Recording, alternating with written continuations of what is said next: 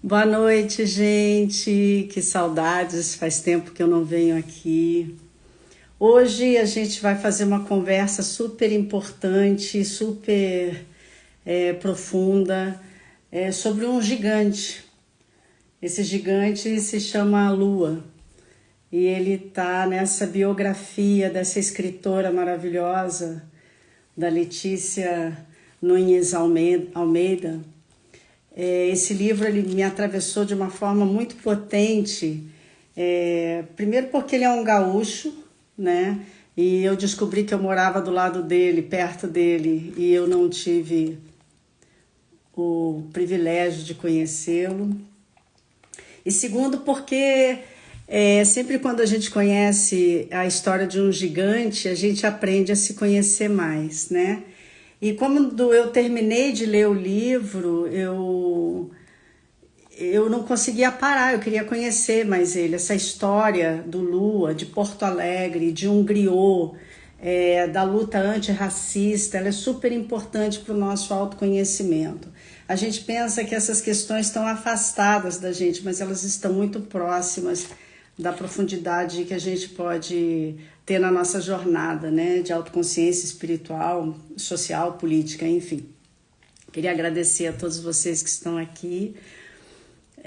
Eu vou chamar a Letícia. A Letícia, ela é uma pessoa que entende de travessias, de encruzilhadas. É encruzilhada na tradição africana, na epistemologia, na cosmologia africana.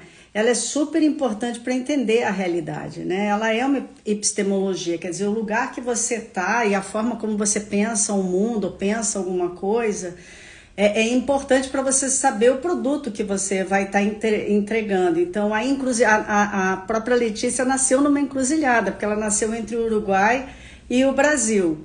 Ela também está numa encruzilhada como pensadora, como professora da UDELAR, que é a Universidade de la República Uruguai, porque ela fica na fronteira entre Brasil e Uruguai, onde ela nasce. E também porque ela sempre, quando conversa ou ela faz a sua produção literária, ela sempre está numa encruzilhada com os animais, com as plantas. E hoje o dia que a gente escolheu para fazer a nossa conversa é um dia de Oxóssi, né? E a gente... Deixa eu pegar... Você não tem pedidos? E agora, gente, faz tempo que eu não faço. Ah, tá aqui, mais. Pesquisar, Letícia.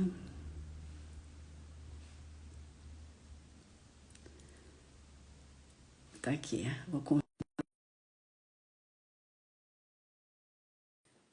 Então, a Letícia, quando ela lançou o primeiro romance dela, ela botou como personagem principal o Artigas, né?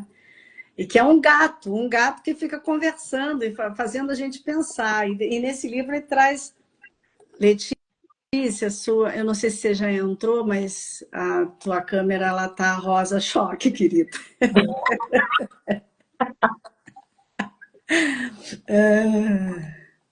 Ai, Jesus, Eu acho peraí. que não,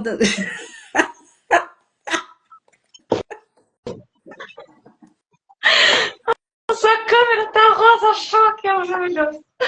já tá ótimo. Tudo bom, amiga? Ai, que alegria. Eu tava te escutando, me dizendo que eu vivo numa encruzilhada e é tal qual. Tal qual, né? Tal qual. O tempo inteiro. Amiga, eu peço autorização para eu vou gravar essa live e vou gravar o nosso áudio, porque depois eu vou transcrever, tudo bem para você? Maravilhoso. Faz o que tu quiser. Então tá A bom, casa beleza. é tua. Então, continuando a apresentação, essa mulher lindíssima, ela é doutora em Sociologia na USP, né, que é uma universidade super importante no Brasil e no mundo, né, e a Sociologia é uma forma de tirar os véus dos nossos olhos, né. É uma escritora de mão cheia, muitas vezes, Letícia, eu chorei com o teu livro, chorei assim, aí eu me lembrava do João Cândido, né, lá o Almirante Negro, né, essas questões de porongos que a gente vai falar aqui, esses essas situações de exclusão, né? Mas falar para todo mundo que está aqui que a gente conhecer a nossa história, não sei se você concorda comigo, Letícia, conhecer a nossa história é um processo de autoconhecimento. Porque você falava para mim, Mônica, o Lua é freudiano, Mônica, o Lua é freudiano. Aí eu já começo te pedindo, te perguntando quem é o Lua, o que é griot e por que você decidiu fazer a biografia desse gigante. Ah, só uma coisa, o Newton ele falava que para ele ver mais longe, ele subiu nos ombros de gigantes. Esse homem aqui é um gigante. A forma como você trouxe ele para a gente, você colocou a gente no ombro dele para ver mais. É uma obra linda. Depois também você diz onde é que a gente consegue acessar pegar o livro com você ou na editora Coralina, enfim. Boa noite, querida, amada, amor da minha vida. Você também, amor da Obrigada, estou me sentindo assim lisonjeada de poder conversar contigo e te olhar e, enfim, poder trocar um pouco sobre o Lua. Boa noite para todo mundo que está na live. É exatamente isso, assim, quando eu conheci o Lua, a sensação que eu conheci o Lua, eu era gestora em Porto Alegre, na prefeitura, era coordenadora de uma Secretaria de Direitos Humanos, e o Lua era um militante do movimento negro, era uma pessoa muito importante que eu não conhecia, porque eu entrei meio que de paraquedas, eu era advogada, eu trabalhava com outras coisas. E aí, aí eu tive uma reunião, e eu ia começar a trabalhar com políticas afirmativas para os negros. Na primeira reunião, eu chamei todo mundo, né, todas as organizações para conhecer todo mundo, não sei o quê. E eu tinha as melhores intenções do mundo, né? Tava super preparada. Pois o Lua chegou e me destruiu, assim, né? Ele realmente, ele me detonou, ele me detonou. E aí, e eu entendi que eu não sabia jogar aquele jogo ali, né? E aí depois que ele me destruiu, me colocou bem no meu lugar, assim, né? Ele terminou, depois da reunião, todo mundo foi embora, né? Eu tava ali um pano de chão, mais ou menos, pensando de o que eu vou fazer da minha vida com essa gente, meu Deus. E aí ele esperou todo mundo ir embora e me disse, olha, eu não bato em adversário, eu só bato na bola. Fica tranquila que eu vou te ajudar. E aí, nesse momento, aí eu quis jogar o jogo, né? Coisa linda. Aí foi jogar gasolina nas minhas intenções. E ele fez... Bom, eu passei 2 anos, né? Ele era oposição, eu trabalhava nessa época num governo de direita, o que era um desafio para mim, era uma encruzilhada, porque eu era de esquerda, eu era do PT, né? Mas aí o PT tinha saído da prefeitura e eu fui transferida para outra secretaria e continuei trabalhando num governo de direita. Então, quem era do PT dizia que eu era de direita, quem era de direita dizia que eu era de esquerda. Então, assim, eu vivia o tempo inteiro numa encruzilhada onde as pessoas, como o Lua, naquele momento era meu adversário político, porque ele era contra o governo que eu trabalhava, e era a pessoa mais interessante, mais enigmática, mais incrível, assim, né, que eu já tinha conhecido politicamente falando. Porque todos nós que já trabalhamos com política, a gente sabe que as pessoas acabam se repetindo, os personagens acabam se repetindo, né? Alguns um pouquinho mais sofisticados que outros, mas na hora do jogo, né, é mais ou menos tudo a mesma coisa, né? Muda assim, o que está por trás, né? Muda os interesses, obviamente, as ideologias, mas nas disputas de interesses, e Lua não era, ele não estava ali, entendeu? Ele estava em outro lugar. Bom, eu grudei nele, passei 2 anos trabalhando com ele, a minha vida era só trabalhar, né? Porque eu estava... Que novidade! Começando com a novidade. Que novidade? Me conta mais sobre isso. Abrimos a novidade. E aí ele era uma pessoa muito fechada, a vida dele era só militância, né? Ele era muito respeitado na cidade, ele foi fundador do Partido dos Trabalhadores, fundador do Movimento Negro Unificado, coordenava uma ONG muito importante, tinha projetos gigantescos, incríveis, né?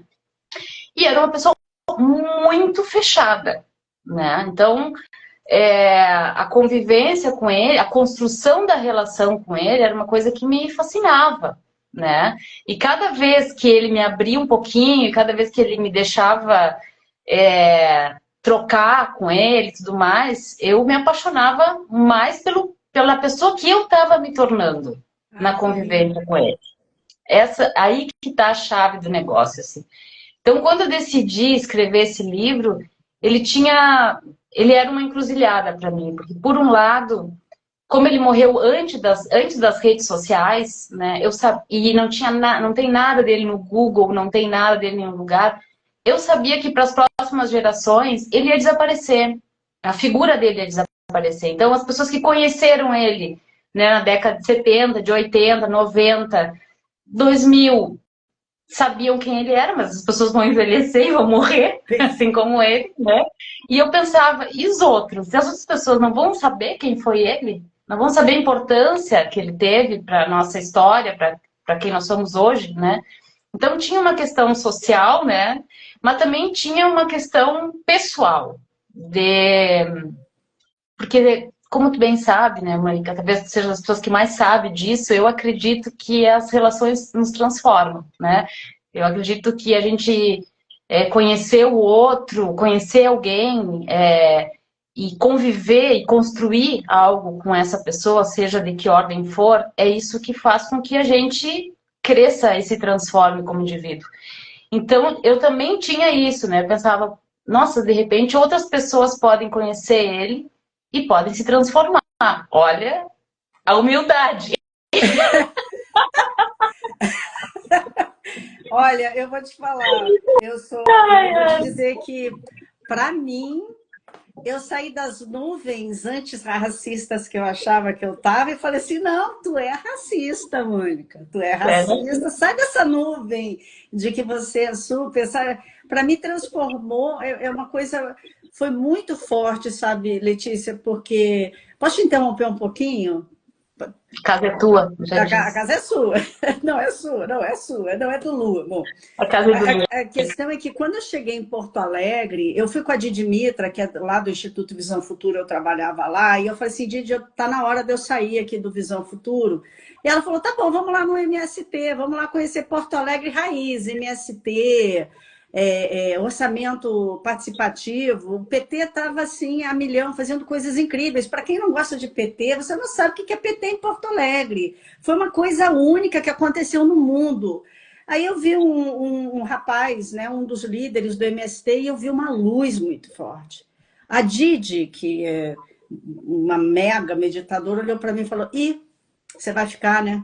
Você vai sair do parque e vai ficar. Se eu não posso, eu tenho que ficar aqui, tem uma luz aqui, tem uma luz aqui. E eu fiquei em Porto Alegre e eu me transformei profundamente. E aí, quando eu li o livro, e aí você falou do griot, essas coisas que daqui a pouco você vai falar também, né? Que eu estou te interrompendo aí, a tua linha de raciocínio. Mas quando eu li o livro, essa questão da transformação do livro, assim, isso faz parte da luz que eu vi. Não era só aquela liderança do MST, era esse homem aqui.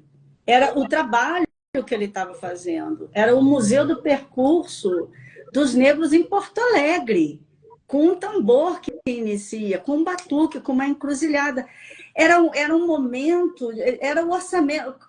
Como é que teve um fórum social primeiro mundial, eu estava lá, entendeu? Era uma coisa que estava acontecendo no mundo, era um foco. E o Lula, você me falou, Mônica, ele morava atrás da sua casa, porque eu e a Letícia a gente se conheceu na minha casa, né, lá na Cristóvão Colombo, que é até parecida um pouco aqui com essa casa, né, dá uma lembrança, né?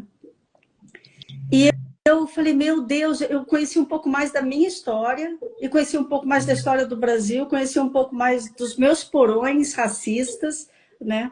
Enfim, eu só queria te dizer que aí eu tive uma nova chave de compreensão do que me chamou para lá, entende? Desculpa, continua. Não, nem sei onde é que eu estava. Não, Você estava falando assim, você fala, e eu quis escrever também o livro porque as pessoas poderiam se transformar a partir. Aí você fez, nossa, que humildade. É humildade, porque. Enfim, aí eu falei que me transformou, eu estava dando meu depoimento. Acho que para mim foi assim, entendeu? pra Tem mim sido assim. foi uma escolha ter essa imersão dessa convivência com ele naquele momento, né? Foi nos anos de 2006, 2007, 2008. Foi algo muito profundo para mim e muito difícil, né? Porque eu me vi como uma aprendiz de uma nova lógica e encontrando questões muito profundas sociais, né? Mas dentro de mim, questões sociais que eu estudava como socióloga, estava fazendo mestrado, mas eram internas, né? Onde é que essas questões se debatiam comigo, né? Porque a gente sempre tem o ímpeto, né? Não, nós não somos racistas, tudo mais. Quando eu trabalhava nessa época, que eu coordenava esses projetos, o que eu mais escutava, que hoje, obviamente, a gente não vai escutar aqui na live, mas a gente escutava muito naquela época, era o tempo inteiro. Mas vem cá, mas tu é branca. Por que tu tá dedicando a tua vida ao movimento antirracismo? Porque tu é branca. Não tinha brancos nessa jogada, entendeu? Não tinha branco brigando por isso. Eram muito poucos. E isso não faz muito tempo, né? Isso foi ontem. 20 anos atrás, é ontem. Então, só essa consciência já se transformou, né? Dificilmente, 20 anos atrás, haveria um debate entre duas brancas sobre racismo. E o Lua permitia isso, entendeu? Ele não me excluía. Ele me dizia, quer entrar no jogo? Vem entrar, mas primeiro tu vai ter que aprender. Tu vai ter que encontrar em ti onde é que estão essas questões. Então, quando ele morreu, eu morava no Rio, né? No Rio, você estava no Rio. Eu morava no Rio, foi em 2009, e foi um momento muito difícil para mim, porque eu não podia ir a Porto Alegre para o enterro dele.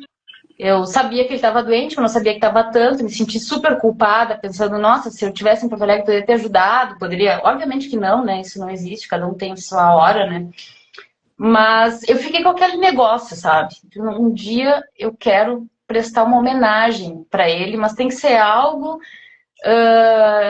que chegue em pessoas que eu não conheço, entendeu? Eu quero uma homenagem, assim, que não é uma homenagem para os meus amigos, para os amigos dele, eu quero que seja algo que chegue em outros lugares. E aí eu comecei a escrever, né? Já morando aqui, já 10 anos, 13, 15 anos depois, sei lá quando, eu comecei a escrever a biografia dele, comecei a entrevistar pessoas. É um processo difícil, né? Tem que ir atrás, entrevistar pessoas, ver documentos, não tem nada dele na internet, não tem documentação, não tem nada, é zero, zero. E quando eu comecei a entrevistar as pessoas, para minha surpresa, ninguém sabia nada da vida dele. Porque ele era um cara muito reservado, né? Então, sempre tinha um mito na volta dele, né? Nossa, o Lua passou não sei quanto tempo na cadeia, né? O Lua era um cara que tinha problemas com álcool, o Lua não sei o quê. Mas ele não falava nada, ninguém sabia nada. Era um mistério, né? A vida dele era um mistério. E aí, quanto mais mistério tinha, mais eu me apaixonava por contar essa história, né? Só que pelo fato... E aí eu entendi que eu não queria fazer uma biografia, né? Que eu queria fazer um romance biográfico. Por quê? Porque eu ia poder romancear e chegar em mais pessoas, né? Porque uma biografia é algo cansativo, muito exigente do ponto de vista de critérios, né? De pesquisa, de veracidade dos dados e tudo mais. E para quem lê, é um tédio. É um tédio. Né? As biografias são muito cansativas na maior parte das vezes, né? Claro, tem algumas geniais, mas eu, no caso, não ia escrever uma biografia genial, então preferi escrever um romance. E aí se abre outro desafio, né? Como escrever esse romance, né? É uma coisa difícil, né? E aí eu escrevi o romance para ele, né? Eu passei todo o tempo pensando o que ele gostaria que eu escrevesse, né? Quem seriam os personagens que ele ia achar engraçado? Quem seriam os personagens que ele ia gostar que tivessem ali, né? Obviamente que eu já recebi algumas críticas, né? Tipo, ah, mas não falou de não sei quem, mas não falou de não sei quem. Não, eu falei de quem eu quis, livre é meu. E deixa, o A amigo é meu, resposta, eu falo dele como eu quiser. a resposta é sempre a mesma, entendeu? Olha, seguinte, ó, o livro é meu, eu escrevo como eu quero, quando tu escrever o teu, tu escreve como tu quer. Claro que as pessoas são vaidosas, nós somos todos vaidosos, né? A gente quer aparecer, a gente quer ser importante. E eu decidi dar importância para as pessoas que eu sentia que ele dava importância, que eram 4 ou 5, né? O Luan não era um cara que se interessava por muita gente, não. Longe disso. Ele iluminava as pessoas, né? Mas É, isso então, vem a questão, o que é um griot? Porque a gente se apropria muito é, dessa cultura africana, tira a simbologia africana, dá uma outra roupagem, aí pega como um produto de autoconhecimento, e aí não, quer fazer autoconhecimento, faz autoconhecimento direito, entendeu? O que é um griot? O que o griot faz na gente? Porque exatamente. ele não. Ele é Essa o é a chave. xamãzão, enfim, o que é um griot? Porque eu aprendi com você, né? Eu acho que essa é a chave, né? Eu não fui atrás de nenhuma definição, assim, mas eu sempre escutei muitas definições. E o griot sempre parece como um contador de histórias, né? Definições Google e coisa assim, o que as pessoas falam, né? Se apropriam, né? Tipo, branqueiam, né? A Branqueiam, não é? expressão griot. É, algumas pessoas se utilizam muito a palavra griot em comunidades indígenas, né, em povos originários, como a pessoa que tem o conhecimento, a pessoa que sabe. Também se utiliza, por exemplo, para curandeiros, em alguns momentos, né, em algumas comunidades ribeirinhas, aquela pessoa que domina as ervas, né? Que sabe como é que as coisas acontecem. Os mais antigos também são chamados de griots. No caso do livro, eu usei a palavra griot como uma pessoa que tem mais que conhecimento, ela tem um brilho especial, né? Porque o Lua não era religioso, né? Então, se ele é um griot político, né? A minha proposta é essa, o griot não necessariamente ele está vinculado à religião. Ele tem a capacidade de enxergar o que os outros não enxergam, né? Então, as pessoas recorrem a ele por causa disso. Não é para dar uma receita, não é para resolver um problema, ele não tem esse papel, né? Ele tem o papel de enxergar o que tu não enxerga, né? Ele tem o papel de ir além do que os outros não conseguem ver. Então, a perspectiva do livro é nesse sentido, porque em muitos momentos, assim, em reuniões, assembleias, tudo mais, as pessoas quando iam falar, diziam assim, ah, não, agora... Porque o Lu era sempre o último a falar, né? Ele esperava todo mundo falar, nossa, muito cansativo, assim, horas, né, de reunião. Aí eu esperava todo mundo falar e tu olhava pra ele e achava que ele estava dormindo, porque ele ficava com a cabeça. Ele usava um boné, aí ele ficava com a cabeça baixa, assim, né? Aí, ó. Ele usava esse boné, aí ele ficava com a cabeça baixa e as pessoas achavam que ele estava dormindo, né? Porque ele não olhava para ninguém, ele não manifestava nem felicidade, nem tristeza, nem desaprovação, nada, zero, assim, né? E aí, quando todo mundo já estava exausto, queria ir embora, não aguentava mais, ele levantava a mãozinha assim. E aí ele descascava todo mundo, assim, era uma coisa. Desconstruía, né? Desconstruía. Ia lá no martelo e ia desconstruindo tudo. E aí, quando ele pedia a palavra, muitas vezes sempre as pessoas diziam, né? Assim, ah, não, agora nosso griot quer falar, né? E ele sempre brincava, assim, não, eu não sou o griot, o Nilo que é o griot, que era um que era da idade dele, que é mais velho. O Nilo é mais coroa que eu, entendeu? Então, mas ele não se considerava, né, um griot. As pessoas consideraram, depois que ele morreu, muitas pessoas que ainda são militantes do movimento negro o consideram, né? Outras não, né? Porque ele fez muitos inimigos também, assim. Talvez não inimigos declarados, porque ele não tinha essa postura, né? Mas ele incomodava muito. Era uma pessoa que ele não tinha problema nenhum em falar o que ele pensava para quem fosse. Ele não estava nem um pouco interessado. A questão dele era uma construção de uma consciência antirracista, né? O que a gente chama de consciência negra. Então, se alguém se ofendia com alguma coisa, não entendia que aquilo ali era um debate de ideias, para ele era bem tranquilo, assim, tipo, olha, problema teu, se não entendeu, em algum momento tu vai entender, e se tu não entender, que pena, entendeu? Tipo, ele não tentava convencer ninguém. O tempo dele, né? Não, ele dava oportunidade, assim, olha, tá aqui, ó, entendeu? Tô oferecendo a possibilidade, entendeu? Quer, não quer, tchau. Mas era muito difícil.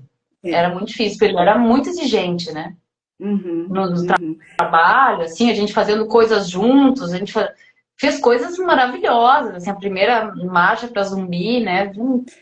Sim, a questão de pessoa na rua, uma coisa lindíssima, assim. Aí quando terminou, semanas de trabalho, né? Meses de trabalho, quando terminou a marcha, eu fui dar uma carona para ele em casa, assim, e aí, Lu, tu gostou? E ele, que porra! Eu digo, nada tá bom. E ele me disse, não, nada tá bom. Entendeu agora? É isso aí. A fábula de Platão lá da caverna, né? Embora na caverna seja para falar sobre o dualismo, né? Ele fala que tem um monte de gente olhando para uma tela onde tem sombra. Se aparece uma pessoa que vai tirar os grilhões, é capaz até dessa pessoa ser morta. Então, essa luz mesmo, essa coisa de liberar a gente dos grilhões, de como a gente vê as coisas, dos porões do nosso inconsciente, né? Então, é interessante porque você sustenta o enigma e o mistério do Lua, mesmo você indo atrás, você sustentou isso. A gente chegou uma hora que eu falo, mas será que ele era casado? Mas será... Eu, então, que sou fofoqueira, eu quero saber tudo, né? Sou filha de fofoqueira, fofoqueira sou, né? Minha mãe ficou na janela, o que você está fazendo assim? Quero saber o que está acontecendo. Aí, mas ao mesmo tempo, o livro ele me preencheu, entendeu? Embora eu quis continuar falando com você a respeito do livro, porque eu quero mais, e justamente porque eu entrei na internet, cadê o Lua? Não existe o Lua. Para eu catar o Lua, não tem foto, não tem nada, eu tive que pegar no livro essa referência. Então, mas você, ao mesmo tempo que você traz, você mantém o mistério, e esse mistério, ele toca a gente também. Então, eu queria saber, você como escritora, não sei, como é que você conseguiu fazer isso? Eu, como astróloga, até sei, por causa do seu mapa, de uma coisa. Mas como escritor? Ai, meu Deus, a coisa mais difícil de ter uma amiga que é a astróloga mais foda do país é isso, entendeu? Que a pessoa conhece a gente de uma forma que nem a gente conhece. Não tanto assim. Mas eu acho que isso foi muito intencional, né? Porque eu queria transmitir, eu queria que a pessoa lendo, ela sentisse o que eu sentia na minha relação com ele, né? Que era algo muito misterioso, que era algo muito enigmático, mas que me transmitia uma confiança muito poderosa, né? Então, a noção de limite, né? Ele passa o tempo inteiro assim, não, até aqui tu vai, depois não, né? Depois daqui tu não vai saber. Não tem jeito, entendeu? Não vai saber. Eu entrevistei namoradas dele, né? Entrevistei a Veneza, né? Que foi o grande amor da vida dele, mulher dele, que hoje é a coordenadora da Angola Janga. E elas são a mesma coisa, entendeu? Elas não me contaram porra nenhuma. Pô! Eu tava louca por uma fofoca também.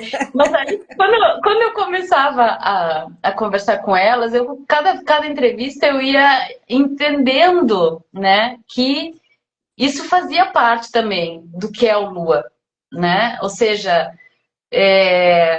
tem coisas que ninguém vai saber nunca, né? Sim. Assim como coisas da minha relação com ele que eu não botei no livro. Porque eu sei que ele não gostaria que ninguém soubesse, né? Ou coisas que eu vivenciei que ele não gostaria. Ele odiaria um livro que contasse coisas da intimidade dele. Sim. Né? E ele se relacionava com pessoas que não falavam da intimidade dele. Então, isso foi me mostrando qual o caminho que eu tinha que seguir. Né? Isso produziu em mim também, essa falta de fofoca, produziu em mim. Esse lugar do mistério, eu sou um mistério, sempre fui um mistério, sempre serei um mistério. Que é uma frase muito forte na Índia, nos mestres indianos, aonde assim não adianta decifrar o mistério, mas é uma convocação para a gente estar. Né? O teu livro me convocou para eu estar nesse lugar, entendeu? E isso vai abrindo os porões do inconsciente com aquela pergunta desconcertante dele que você mesmo faz, né?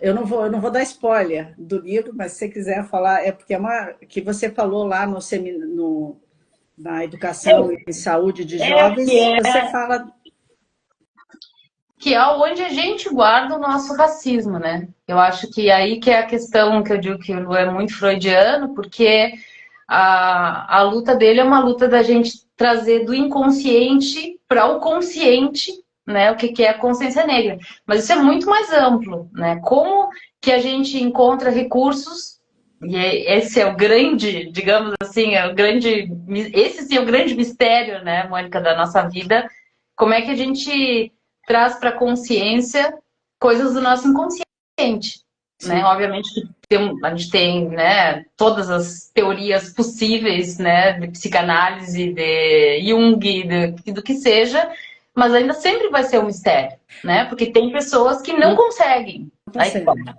Não o Hellinger, ele falava assim, eu fui até as raízes e voltei inteiro. Né? O Jung fala alguma coisa parecida com isso, enfim, eu não estou dando a resposta disso. O que eu estou dizendo é que saber da história do Brasil, e é por isso que é autoconhecimento, saber da história do Brasil, do povo negro, da consciência negra, porque é um povo que construiu o Brasil, que está aí, que quer falar da cultura dele, não que a cultura dele seja falada por nós, entendeu? Que é o que você me ensinou, é que uma série de pessoas me ensinaram sobre isso.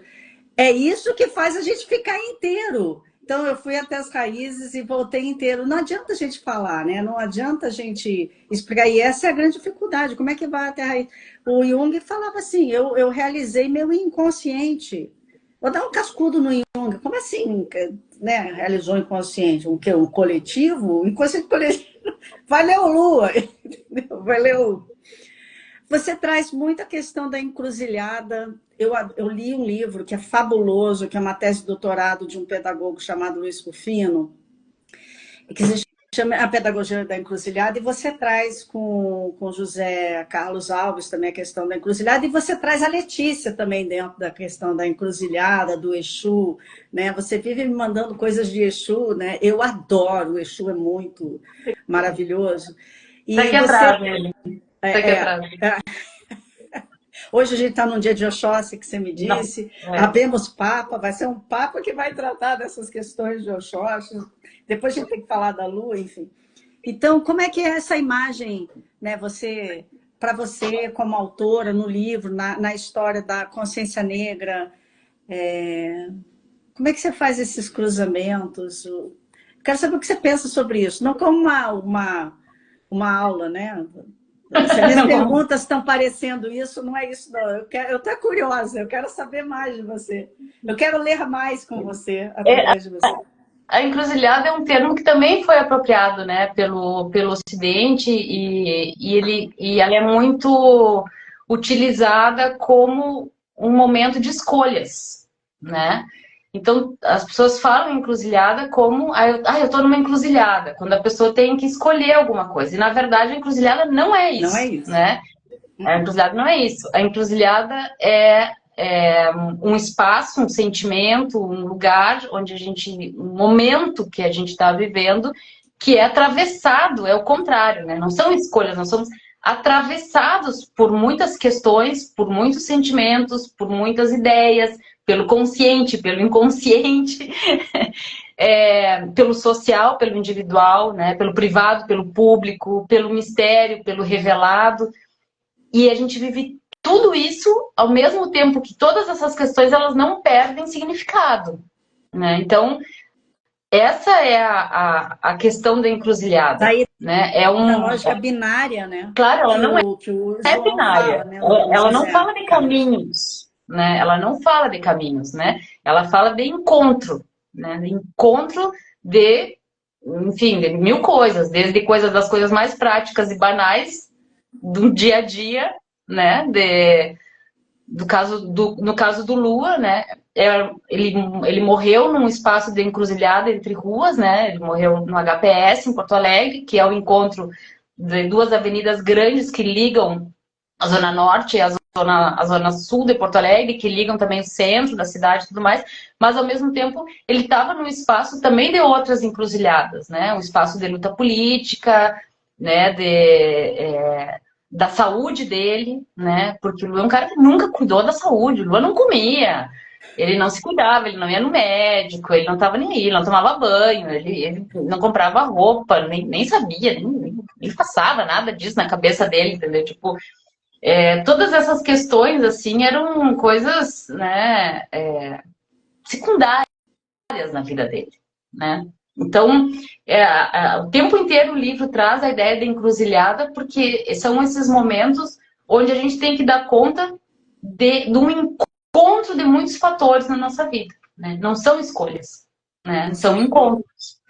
Nossa, aprendi mais ainda agora, porque realmente a gente fala de né, tomar decisões, escolhas, e não realmente a gente sendo cozida em alguma coisa, né, sendo atravessada. E eu, para me preparar para a live, eu fiz uma moqueca de tofu, porque sou vegana, né, e vou fazer uma moqueca de... que ela, originalmente, ela é africana e dos povos originários, onde ela é feita no fogo lento, né? Então, essa questão, as encruzilhadas é um fogo lento lá, que vai nos cozinhando e vai nos transformando, né? Porque sempre... Fala, querida, fala. Não, porque sempre nessa questão das escolhas, né? A gente é criado numa perspectiva que é assim, o que é diferente de nós não presta, né? O que é diferente de nós não é bom, né? Então, a gente sempre escuta, assim, tipo, relacionamento, tu deve escutar isso um horror, né? Tipo, mas fulano é tão diferente de mim. Tá aí? Bem-vinda ao mundo! Eu escutei isso de um homem. Você é muito diferente de mim. Eu falei, eu sou mulher. Mas olha só. Então, mas a gente é criado assim, né? O que é diferente, a princípio, não é bom. Não tem como se relacionar, né? E isso é para tudo na vida, mas para a questão étnica e racial, isso toma uma dimensão, né, gigantesca, porque é nós e eles, né? E era isso que o Lua trazia o tempo inteiro. Então, nesses momentos, né, que você está falando de como... Eu não sei, acho que uma das questões também que me levou a escrever o Lua, eu sou apaixonada pelas pessoas, pela individualidade das pessoas, né? E por entender como elas pensam e como elas sentem e como é que elas vivem. Então, os meus amigos, né, como tu, maravilhosa, minha amiga, e são as pessoas mais diferentes de mim que eu conheço, entende? Em todos os aspectos. E isso me fascina, né? Porque é um espelho para mim, né? É uma forma de eu ver, olha, existe outra forma de viver, né? Só que nessas encruzilhadas, a gente também aí tem que olhar para dentro, né? E ver o quanto isso bate na gente, nas coisas que a gente não gosta na gente. E não gosta dos outros, é questão do pertencimento, da exclusão, né? E aí o racismo entra como uma faca, se a gente consegue olhar para isso, né? Porque a gente vê o quanto a gente discrimina, o quanto a gente o tempo inteiro. Não, e até quando a gente pensa, né? Uma vez a gente estava numa aula lá na URGS do professor Milton Fischer, e um dos alunos estava falando, não, porque, sei lá o que, e a menina falou assim, olha só, eu não aguento mais gente branca falando que eu não posso alisar meu cabelo. Eu faço o que eu quiser com o meu cabelo, entendeu? É vocês que vão dizer como é que é a minha luta. Sou eu que vou dizer como é que é a minha luta antirracista, né? Essas questões. E aí, eu já queria puxar para um outro tema que faz parte desse tema que você está falando, essa questão, como consteladora, né? Aquela questão, a gente trabalha sempre com a questão, um lugar para o excluído. Não porque a gente é bonzinho, é porque senão a gente não fica forte, entendeu? Como eu sou boazinha, vou virar antirracista. Não é porque eu sou legal e inteligente, não, é porque senão eu me destruo no processo, né? Então, o autoconhecimento também, a força que a gente consegue também através disso. E aí você fala muito de porongo na tua obra. E cada vez que eu lia sobre os porongos, eu chorava pra caramba, porque porongo você botou em dois sentidos, o porongo das cuias, né? E o porongo de um perrengue, de uma coisa horrorosa que acontecia. E tem a ver muito com esse corte racista que você falou, com essas encruzilhadas também que está dentro da gente e que promove um movimento de destruição do nosso país e de apagamento, de negação de um povo que fez a nossa riqueza, que fez o nosso Brasil, que está no meu DNA, que está no teu DNA, que está na história, entendeu? Então eu queria falar um pouco dessa questão. Quer dizer, na verdade eu não queria falar, eu queria escutar de vocês. A questão dos porongos, né, que tá, não vou dar spoiler, mas para quem já sabe, né, acho que foi um dos maiores genocídios que houve no Brasil, né, foi aqui no Rio Grande do Sul, né, um genocídio negro, dos escravos, né, dos escravizados, ou melhor dizendo, né, que eram escravizados, que sofreram um golpe, na verdade, entendeu? Eles foram lutar, eles foram um exército, né, numa batalha que já estava vendida, né, onde eles iam ser exterminados, né, eles iam ser exterminados porque haveria uma promessa de que se eles ganhassem, eles seriam alforriados. Enfim, isso está descrito de uma forma mais interessante no livro, mas isso não isso aí já por si já é uma tragédia, né, inacreditável. Mas o pior que isso é que, por exemplo, aqui no Rio Grande do Sul, eu não sei quem é que está assistindo aí, mas é onde eu moro, né? Aqui no Rio Grande do Sul, as pessoas, no dia que isso aconteceu, as pessoas aqui comemoram com uma grande festa, né? Que é o 20 de setembro, a Revolução Farroupilha. Então, assim, os gaúchos, eles têm o hino Farroupilha, o parabéns a você, gaúcho, o não sei o que, gaúcho. É uma coisa inacreditável. Entende? E começou a se falar de porongos e dos lanceiros negros, que foram esses negros que foram exterminados, né? Que foi uma coisa sanguinária, há muito pouco tempo, há 20, 30 anos, né? Por causa do movimento negro. Mas ainda as pessoas não sabem disso. E as pessoas comemoram isso. Né? É uma coisa tão de forte. Apagamento, né? Uma negação da história, né? Quer dizer, estão dançando os seus hinos sobre o sangue de pessoas que eles mesmos não olham. Exatamente. Exatamente. Nós estamos, né? Estamos. Ontem eu estava. Exato, desculpa. Eu também, exato. Claro. É fácil apontar o dedo. Claro. Ontem eu estava num aniversário onde se cantou Parabéns a Você, depois se cantou Que Los Cumpla Feliz, depois se cantou Happy Birthday, depois se cantou o Parabéns Gaúcho. Ai, misericórdia! Não tem mais condições, entendeu? Mas para as pessoas que vinham de fora, eu lembro assim, quando eu morava em Porto Alegre, convivia com muita gente que vinha fazer o mestrado, doutorado, ficavam impressionados que tinha uma semana inteira, né, que é a Semana Farroupilha, para comemorar isso. E não se falava nesse tema. Né? Que é super importante incorporar esse festejo, ele tem que incorporar, ele tem que fazer uma série de coisas. 60 anos depois, em 1910, aconteceu a mesma coisa com um cara chamado João Cândido, que é um almirante negro. Ele nasceu em Encruzilhada do Sul, 200 quilômetros de Serra de Porongos. Quer dizer, na mesma região, quer dizer, ele já vem, os seus ancestrais possivelmente estão nessa história. Ele tem um jovem marinheiro aqui no Rio de Janeiro, ganha 250 chibatadas, e aí eles fazem a revolta da chibata. E aí eles pegam 4 encoraçados, e o João, o almirante negro, era um baita de... Eu não sei como se chama piloto de navio, mas é o nome lá que tem, um comandante, piloto, o Ayrton Senna do... Vou botar aqui no chat GPT, qual é o nome? Piloto de navio é demais. Não. Piloto de navio. Aí, ele se negocia, a Marinha brasileira negocia o seguinte: a gente, nunca mais vai ter chibata, a gente vai parar com essas punições, porque eram só os negros que já tinham alforria, mas continuava punindo eles assim.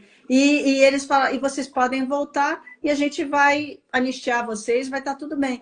Ok, eles pegaram 18 desses marinheiros, entre eles o João Cândido, botaram numa prisão no Rio de Janeiro desse tamaninho, cheio de cal, e só da cáustica. Eles morreram asfixiados. O João Cândido não. Aí o João Cândido saiu de lá, foi colocado no hospital psiquiátrico, que também era um lugar onde você despejava esse contingente de pessoas que não dava para ser incluído nesse local. Quer dizer, foi um outro porongo que aconteceu, né? E depois o Edmar Morel, ele escreveu O Almirante Negro, quase 40 anos depois, sei lá quantos anos depois, e ele perdeu todo o trabalho dele porque ele teve ousadia, em 1959, de falar sobre essa temática. Como você está falando, era 59, e a história do que aconteceu de Farroupilha só agora. E aí você traz no seu livro que esses porongos, eles ainda existem o tempo inteiro, em outros... Não, a cota não tem nada a ver, a cota na universidade não tem nada a ver. Sim, a pessoa estava entendendo o que ela está falando. Vai estudar, né? Vamos estudar para a gente ver exatamente o que significa a cota. Entende? A cota não é um favorzinho que a gente está dando para as pessoas negras. Não, é outra coisa, não é uma justiça social. É uma outra coisa, é abrir os espaços necessários para que as pessoas que são excluídas sistematicamente, elas possam ocupar o lugar que pertence a elas. A gente não está fazendo favor nenhum, a gente não está dando mãozinha para ninguém fraquinho, entendeu? E a maioria das pessoas que passam nas cotas tem pontuação igual ou maior do que as pessoas que passam em primeiro lugar nos concursos públicos. Então não é favor nenhum que a gente está fazendo, nem para eles. A Renatinha está escrevendo aí, né? E a Renatinha colocou assim, não, é capitão e almirante, mas Renatinha, é o seguinte, a Mânica, ela nasceu em Santos, depois ela foi para Porto Alegre, e depois ela foi para o Rio de Janeiro, e não também. Sabe. E ela não sabe, ela acha que quem dirige um navio é um piloto, entendeu? Que eu acho isso, que nascer aqui no meio do campo. Entendi. A minha mãe é da aeronáutica, né? Aí eu tenho uma explicação. Mas acho que, assim, quando a gente fala todas essas questões das cotas, enfim, tanto das cotas sociais como das cotas étnicas, das cotas nos serviços públicos, e isso se expande para outras questões, né, para a questão LGBT, e, enfim, de outras discriminações também, isso nós estamos vivendo num outro momento. Mas é um outro momento que precisa ser alimentado, né? A gente precisa alimentar isso o tempo inteiro, porque a resistência ela é muito grande. A resistência que eu digo, a resistência racista. A resistência racista, não a resistência antirracista. Porque ela às vezes ela não aparece, né? Ela está por baixo do negócio, ela é porongos, é a lógica porongos, né? É que ela vai contaminando a vida da gente, e a gente não se dá conta, né? Tanto não se dá conta que chegou até o momento Bolsonaro, né? Onde uma pessoa que fala as maiores barbaridades racistas impensáveis, né? Na modernidade, vamos dizer assim, se elege, mais da metade do país votou nele. Isso é uma mensagem, né? As pessoas estão dizendo algo, estão dizendo, olha, muita coisa mudou, mas se eu puder escolher, né, eu vou querer um nazista para governar meu país. Então, assim, acho que é uma luta diária, né, para nós que somos educadores e tudo mais. O Lua, ele vem nesse sentido também, né? Eu me dediquei a ele para que ele fosse um livro acessível, para que qualquer pessoa pudesse ler, especialmente pessoas que nunca tiveram contato com o movimento negro, nem com militância política, nem com coisa nenhuma, né? A ideia é justamente assim, que alguém, tipo, não sei do que se trata, pudesse ler e pudesse compreender do que a gente está falando, né? Então, acho que em alguns momentos gente consegue, outros não. Mas isso é uma questão, porque é uma barreira que está em algumas pessoas, em todos nós, que, na verdade, ela diminui o espaço de autoconhecimento mesmo, porque esse grilhão de antirracista que está na gente, ele está ocupando um lugar no nosso psiquismo tão grande que não dá para a gente incorporar questões nossas, entendeu? Então, que a gente seja muito egoísta e muito narcisista, cara, ser antirracista para um narcisista é fundamental, porque senão ele não vai conseguir conhecer ele mesmo, entendeu? Se for uma dimensão, se for uma pessoa que já saiu do seu narcisismo e tal, melhor ainda, né? A gente já está com bastante tempo, que tinha 500 outras perguntas para te fazer, então eu te pergunto primeiro se você quer falar mais alguma coisa da tua obra como escritora. A segunda, eu só queria saber da Dama da Noite, porque eu sei que você escreve com as tuas plantas professoras, né? Que você traz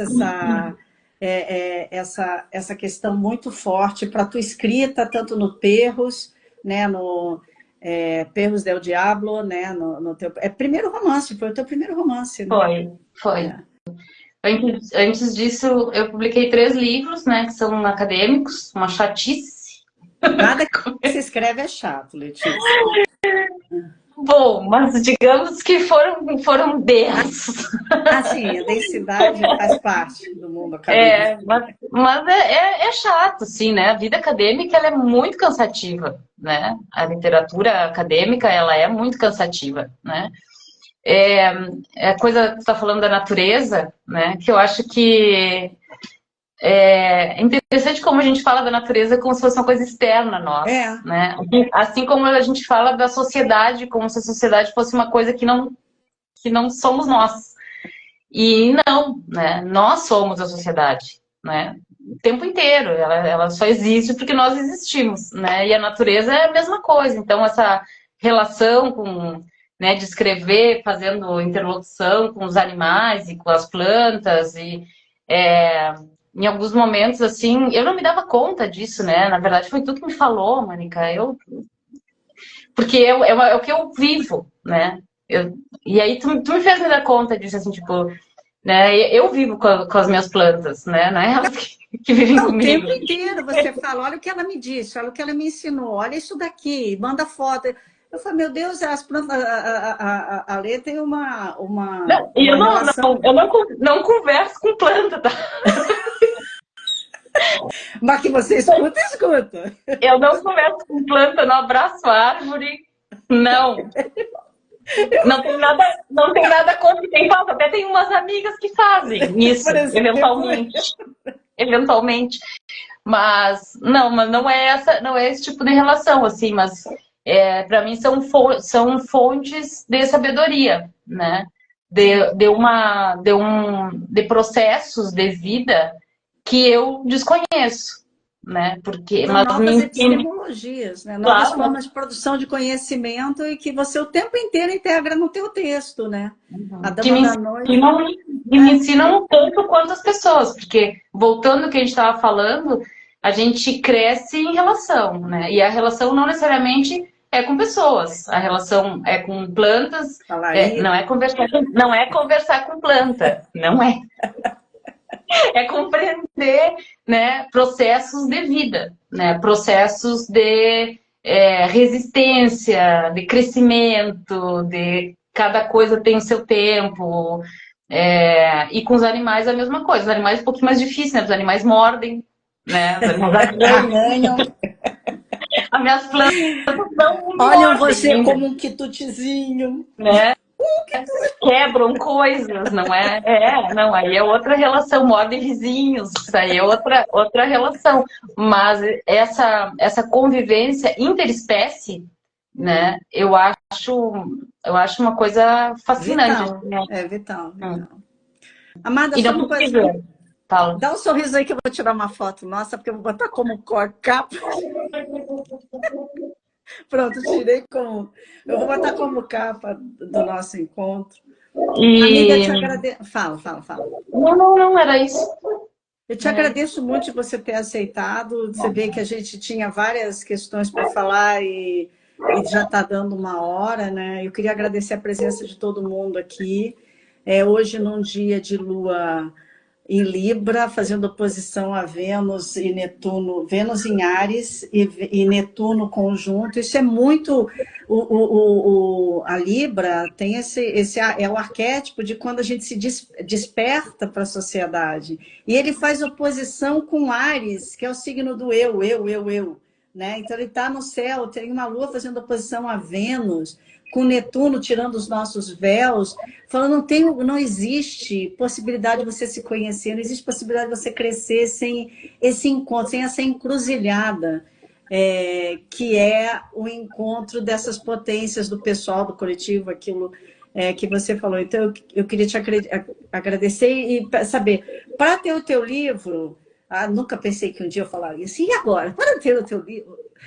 Para ter o teu livro, pode ir pelo teu Instagram, vai pelo e-mail, como é que é?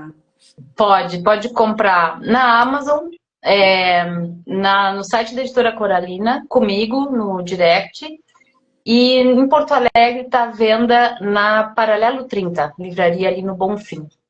É um livro fácil de ler, gente. Eu só não li muito rápido, porque eu estou fazendo uma resenha, queria estudar ele e tal, mas é um livro que você vai e se apaixona, é fácil de ler e ao mesmo tempo cheio de informação. Nunca mais eu vou pisar em Porto Alegre no mercado público, que eu sentia que tinha alguma coisa lá, sem eu fazer uma reverência ao Exu.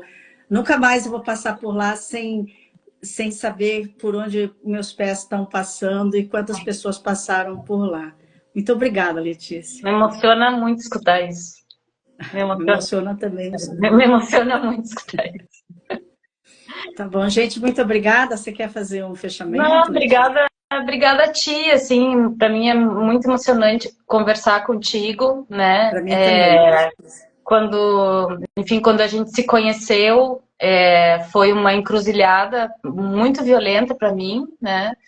Agora fazendo declarações de amor, né? Declarações de amor total, né? Que você salvou minha vida, você sabe, porque você me indicou o Eugênio. Para quem não sabe, foi ela que me indicou o Eugênio e por conta disso eu não enlouqueci, né? Mas fala, continua. Não, a gente se conheceu em 2005, final de 2004, né? E era um momento onde eu estava workaholic como nunca, assim. Trabalhando um horror e minha vida era só isso, né? E saía todas as noites, né? Tava assim no auge de uma solteirice. E então eu queria fazer um mapa para saber se eu abandonava as 2 pós-graduações que eu fazia além de trabalhar 40 horas e se eu fazia um mestrado, onde eu fazia, né? E eu achei a Mânica, que fazia, né, lia mapa astral, fazia mapa astral. Cheguei na casa dela, na tua casa, numa casa antiga, na Cristóvão. E, nossa, eu cheguei ali, entendeu? Eu era uma workaholic, eu era uma executiva, né? E cheguei ali às 2 da tarde virada, porque eu tinha saído na noite anterior, tinha trabalhado já sei lá quantas mil horas, assim.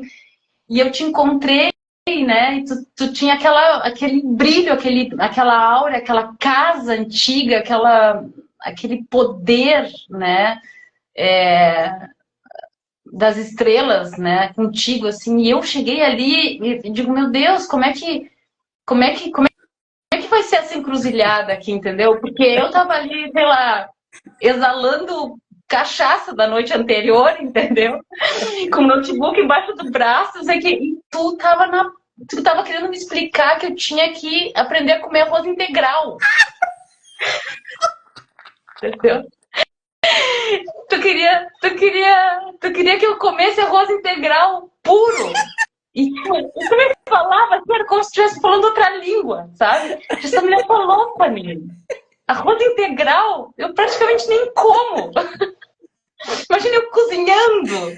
Cara, se eu falei que você comia arroz integral, porque eu senti uma espiritualidade muito, porque para mim o arroz integral e espiritualidade tudo igual. E aí, tu me disse, enfim, tudo da minha vida e tudo que aconteceu depois, né? Me disseste que eu ia acabar na USP, que isso aconteceu já 15 anos depois, e mais um monte de intimidades, que não vem ao caso. Mas ali foi uma encruzilhada para mim, entendeu? Porque eu fiquei pensando como é que essa pessoa está me vendo de uma forma que eu não enxergo? A mesma me dizia coisa você, que vai virar uma baita psicanalista, porque está no caminho de virar uma baita terapeuta, uma psicanalista de primeira, né? Que eu vou te indicar pra caramba. A forma, eu só não vou falar o que aconteceu na encruzilhada, porque é muito íntimo, mas só posso dizer que eu ia ficar louca. E com você, eu não fiquei. Por conta do encontro com você na praia, 40 graus, ela tomando um chimarrão quente. Ela só olhou para mim com o chimarrão, com o porongo dela. Posso falar uma coisa? Você deixa? Pois é, essas são as grandes encruzilhadas, né? Os momentos que o que é encruzilhada é viver o que tem para ser vivido. Que tem para ser vivido. O que dói, o que não dói, o que é fácil, o que é difícil, o que é... E eu sou eternamente grata pela tua amizade diária, cotidiana. Tô falando tudo isso para que fique gravado. Vai ficar gravado. Minhas amigas com L, né? Você uma vez falou que eu te falei, eu só tenho grandes amigas com L e com IA. IA, agora até o ChatGPT é meu amigão, meu brother, mas e com L também. Agora eu sei que o Lu ia me dar uma ginga e tal, mas enfim. Obrigada. Amiga, obrigada. Obrigada a todos. Vamos deixar gravado. Boa noite. Boa noite. Tchau, tchau.